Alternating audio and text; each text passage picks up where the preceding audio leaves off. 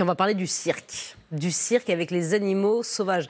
Là aussi, c'est de plus en plus décrié, Benjamin. Vous avez enquêté effectivement sur ce phénomène. La ville de Paris va les interdire à partir de 2020. Il y a plus de 380 communes qui ont déjà aussi validé cet arrêté. Donc, on ne veut plus d'animaux sauvages dans les cirques. Benjamin, vous êtes évidemment allé à la rencontre des acteurs du secteur, ceux qui vivent du cirque, que disent-ils ?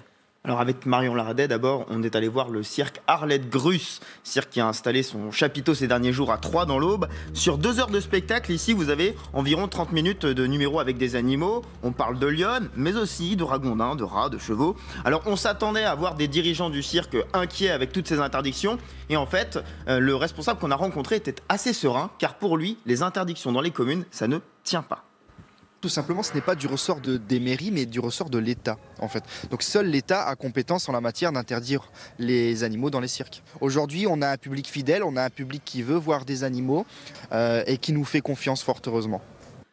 Voilà, donc pour lui, tant qu'il n'y a pas de loi, ils continueront, surtout que les affluences vont dans leur sens puisque ça augmente encore en 2019. Et alors malgré, vous allez voir, les manifestations qui accompagnent chacun de leurs déplacements. Encore ce week-end, le week-end dernier à Troyes, il y avait cette association animaliste qui était dans la rue devant le chapiteau. Malgré les pétitions qui les accompagnent, là encore, sur chaque déplacement qu'ils font en France, celle-ci qui dénonce la captivité, le fait que ce soit des animaux spectacles, on a montré cette pétition à l'éducatrice des lionnes, Sarah.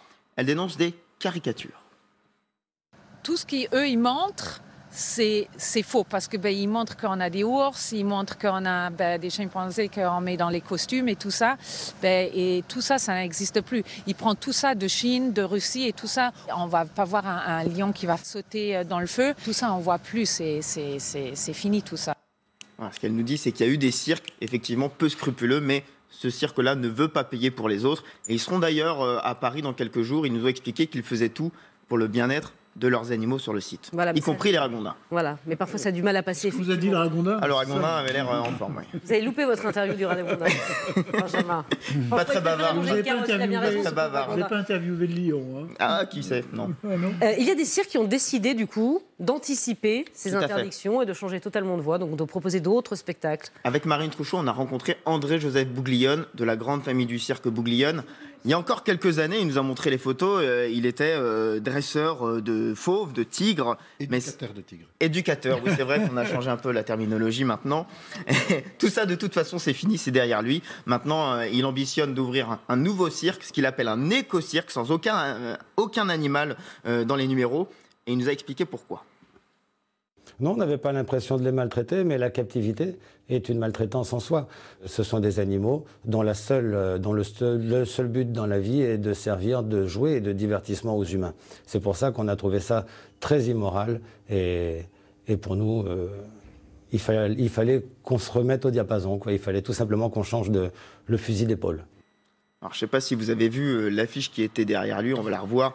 Il en fait carrément, lui, un axe de communication, hein, ce cirque sans aucun animal.